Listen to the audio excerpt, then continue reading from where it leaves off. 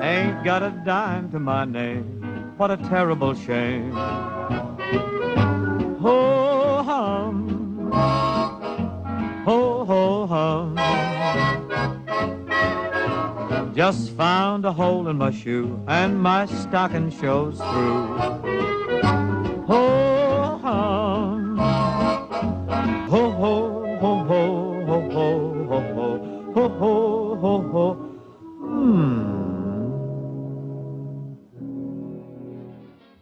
Hi, I'm David Duncan and welcome to Bing Crosby, The Hollywood Years. Well, 1941 was a significant year for the United States. Even though they remained neutral at the beginning of the year in regards to the war in Europe, by year's end they were fully committed to the fight. Now this put increased pressure on Hollywood to do what it did best, entertain. And even though Bing's film output was less than previous years, the two movies that were released were hugely successful and entertaining. Laughter was what the country needed, and Bing delivered it by teaming up again with Bob Hope and Dorothy Lamour for their second madcap adventure, The Road to Zanzibar.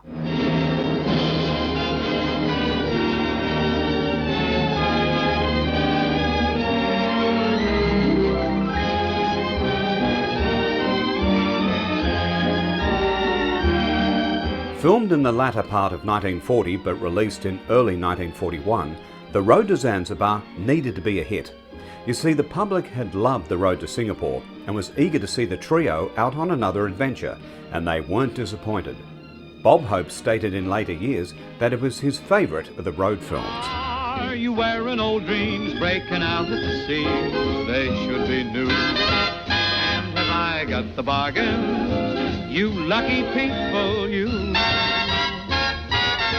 With a good plot, great songs by Johnny Burke and his new songwriting partner, Jimmy Van Heusen, and with Bing and Bob at their zaniest, it's easy to see why this film is considered one of the best in the series. Now here's a green velvet landscape, and to prove I'm no road, I'll add a smart-looking rainbow, something that's always in vogue. The film hits the ground running, with Bing launching into song over the opening titles, and Bob being blown out of a cannon. For a love song, you lucky people. All right, folks, Fearless Blazer flies again. Hold it, hold it, hold it. Okay. All ready, little lady, the roll on the drums, please. All right, folks, everybody watching, not too close now. The living bullet is on his way. There they go.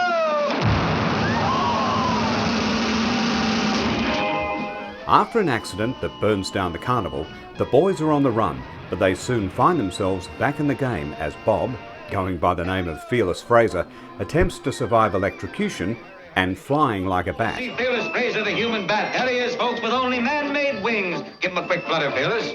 This fearless character will climb aloft 100 feet in the air, and like a swallow from Capistrano, he will soar to earth in a perfect three-point landing. Tired of nearly getting himself killed, Bob wants to head back to America, but Bing is convinced by a con man to invest all their money in a diamond mine. Now this leads to an awkward scene that seems a little out of place in a comedy. Bob literally tells Bing he's had enough and never wants to see him again. Let's forget about you, huh? I'm loaded with your treatment. I'm fed up. I don't care where you go, what you do. Just forget about me, huh? Get yourself another pigeon. Luckily, it doesn't last too long, and Bob quickly returns after on-selling the phony diamond mine to some local hoods. What kind of fellas were they? Well, they were... That's the kind of fellas. There she is. There's Donna. Come on. It's around this time that they run into Dorothy, who's running a scam with a friend, played by Una Merkel, and a local slave trader. Ba-dum-bam-ba. Ba-dum-bam-ba. Before you know it, they're off on safari, which leads to a great series of situations and songs. Oh, come on, will you go to sleep? Stop worrying? I will. What are you going to do with that? That's just for propaganda. You couldn't hit anything with it. Oh, but I could worry him a little. Oh, I'm nervous. Hey, I'm shaking. Hey, I was so nervous the bed is still shaking. Oh, go to sleep, will you? Oh, well, no wonder. Look, it's a snake. A snake? Yeah, a snake. A snake!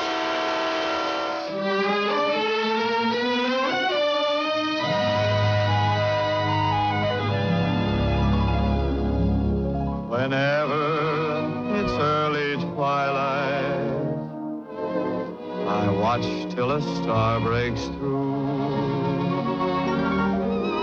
Funny, it's not a star I see, it's always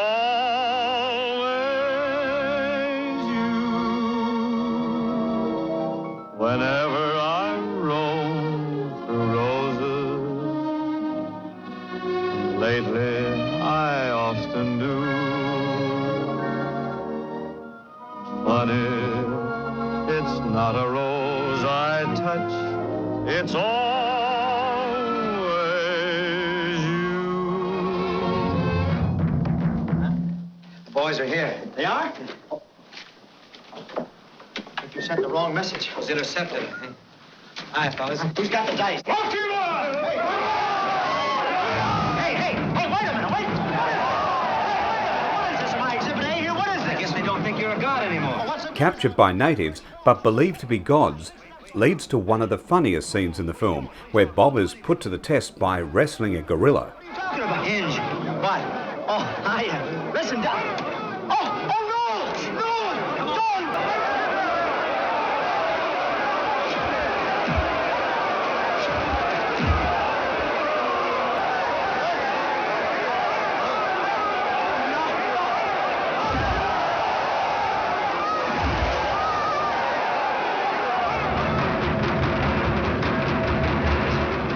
They're gonna eat us. Why don't they do it and get it over with? Don't be in a hurry, boy. You'll be brisket of beef soon enough. Imagine me on the 65-cent blue plate. I think you're slated for the businessman's lunch. Fearless Fraser, the human meatball. Having lost the fight, they're about to be eaten when they decide to enlist their old patty cake routine from the previous film, which finally allows them to escape. Patty cake, baker's man. Bake your cake as fast as you...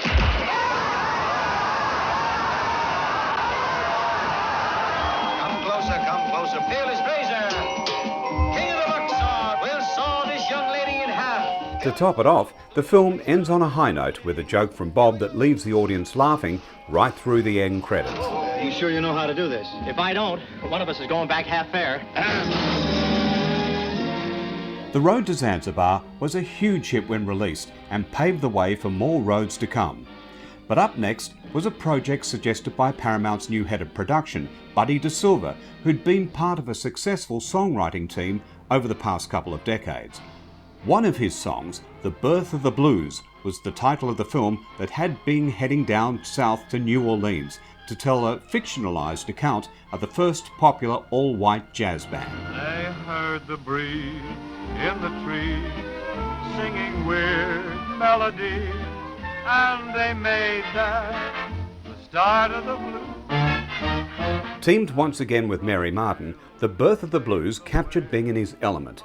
His love of jazz music and the great jazz musicians comes through in his performance, and for the most part, he got to wear a hat, which allowed him to avoid donning the dreaded toupee. I'm gonna finish this game fast as I know how. Yeah.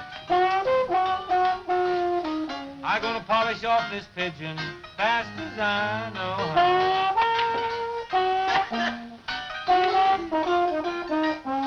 Get the boys together, going to the jailhouse now.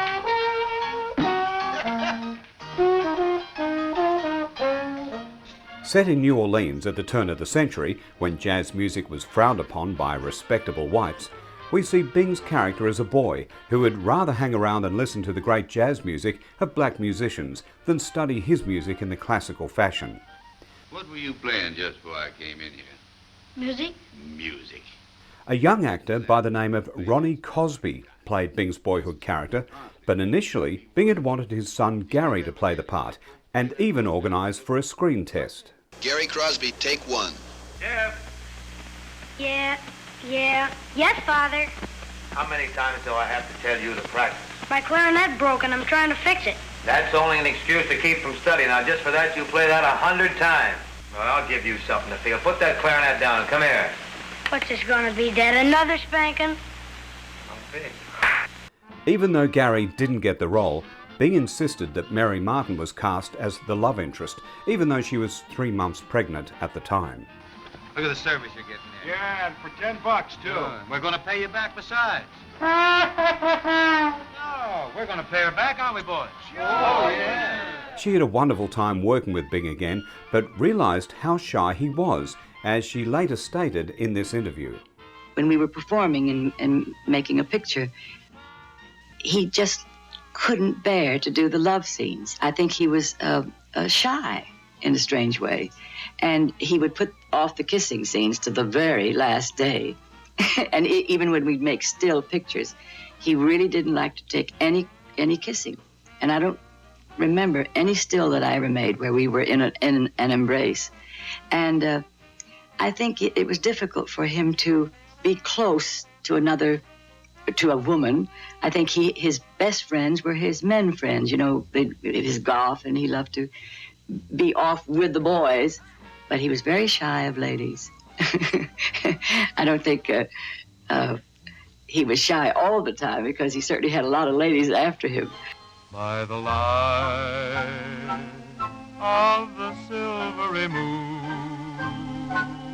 I want a spoon. To my honey I'll croon love's tune. The musical score was mostly a mixture of traditional songs that included By the Light of the Silvery Moon, Memphis Blues, and My Melancholy Baby. Will bring love's dreams, we'll be cuddling soon. By the silver. But it was his duet with Mary Martin on Wait Till the Sun Shines Nellie that really showed the talents of these two great performers.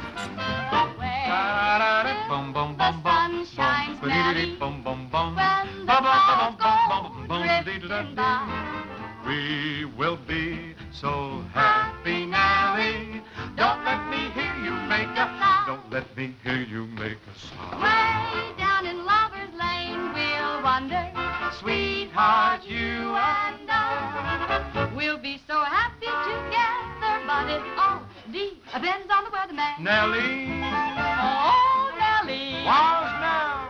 Don't you sit there and sigh. If you will wait till the sun shines, Nellie, in the sweet, In the sweet, in the sweet, just be discreet and wait till the sweet by and by.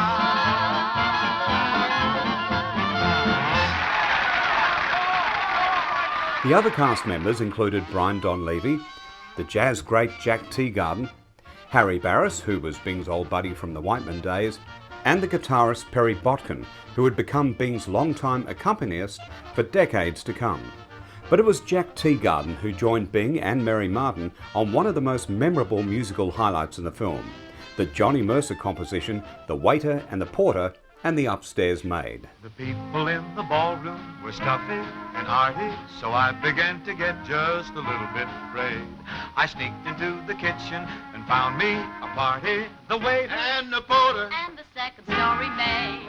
I peeked into the parlor to see what was a-hatchin', in time to hear the hostess suggest a charade. And who was in the pantry, a-laughing and scratching? The waiter and the porter, And the upstairs maid. when they heard the music that the orchestra played. The waiter and the porter grabbed a hold of the maid. Then they all proceeded to go into a clog. Hot diggity dog. If ever I'm invited to some fuddy-duddies, I ain't a-gonna watch any harlequinade. You'll find him in the kitchen applauding his buddy. And that's the waiter and the porter And the upstairs maid. from a whippoorwill up on a hill. They took a new note. Sadly, though, it was one of the last films directed by Victor Schertzinger, who died 2 weeks before the premiere at the early age of 53. Rehearsal gave out the good news that the Southland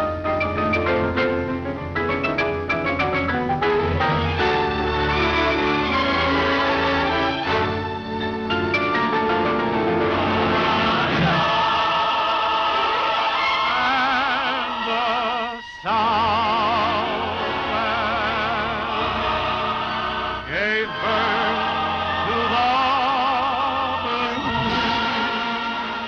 The Birth of the Blues is a good quality Crosby film, and whilst the reviews were good and it made money, it was nowhere near the success of Road to Zanzibar. But not to worry though, it had been a good year for Bing, and it was only going to get better. The next year would bring about two of his best loved and remembered films, and that's what we'll cover in the next episode of Bing Crosby, The Hollywood Years. I'm David Duncan. See you then.